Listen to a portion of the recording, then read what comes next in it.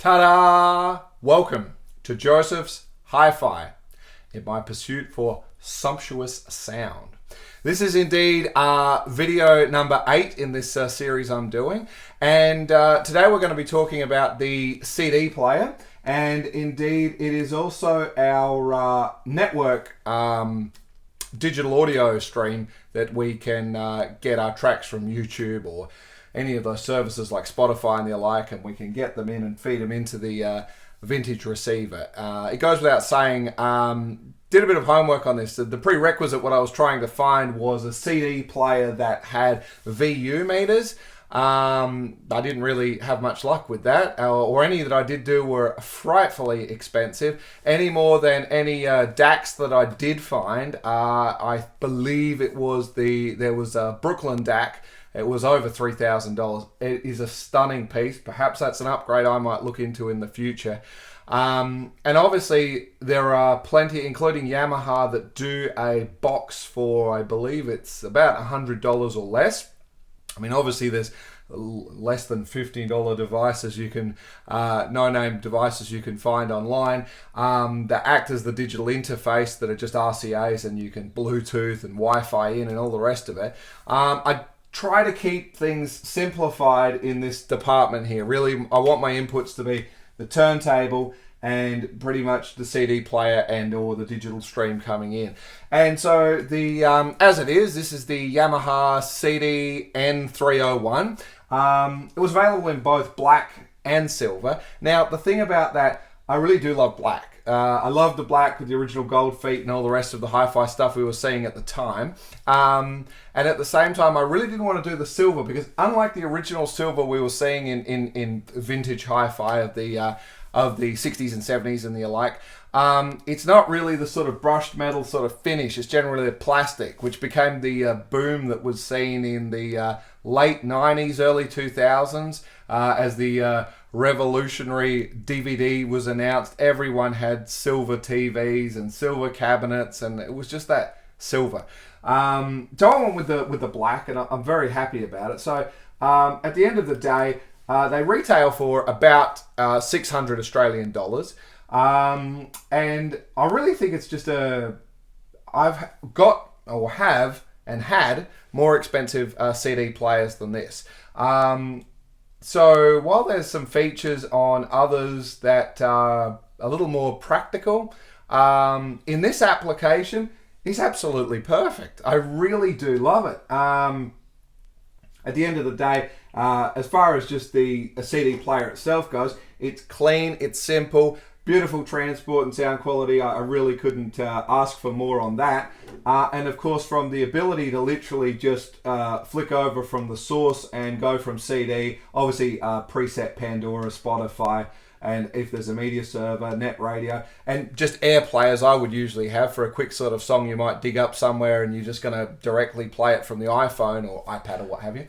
It's an absolutely cracking way to go. It's nice and clean and simple. The other prerequisite I was looking for that a lot of these types of devices don't have was dedicated Ethernet cable.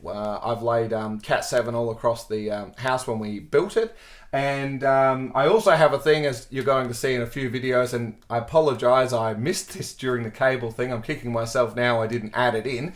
But the cables that are used, the fly leads anyway, that connect from the wall to the devices around the house, I have this thing about using red ones. It goes with, in fact, in all the jobs I do for clients around the area, I always use red ones. It's almost a signature, but it's just the whole idea that while it's complete and utterly not true, I love the concept of saying, yeah, well, we're using red cables, so of course the signal or the internet is traveling faster because we're using a red cable.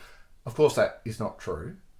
But it's a great sort of thing to have. So indeed, there's a red fly lead. I'll just pop a video up there so you can see that. That is hardwired and connected. And as much as the device does support Wi-Fi, I still prefer a physical connection where possible. I think anyone in the hi-fi world still is preferring a copper connection where we can, whether it be speakers and all the rest. So as a result, that's what it is. The interconnect is a set of Megami cables with Neutrik RCAs actually configured onto the back of them.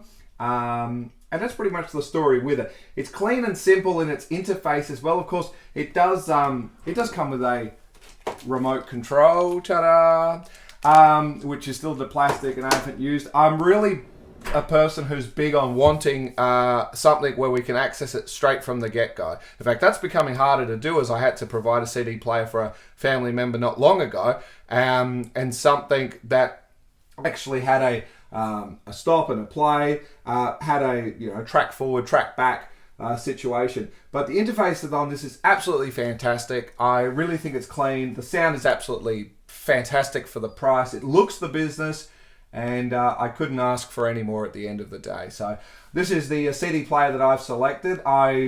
The other thing was I was also looking at possibly a rack one, even the old school DJ ones, the dual one that gets mounted in, slot loadability, and mostly again it was to do with the buttons. I love the quick access and functionality, but they can often tend to be a little bit on the noisier side, and the soundstage is a little more, I don't want to say chaotic, but it just doesn't have that really refined type of listening for, especially in a hi-fi environment where you're really enjoying that sumptuous sound in a beautiful room, where you can listen to it at a low level and still appreciate it. And certainly with those, and being in a DJ environment, you sort of want to be kicking them up to sort of really feel the warmth that they may have to offer, and even then it's not really there. They're designed about practicality.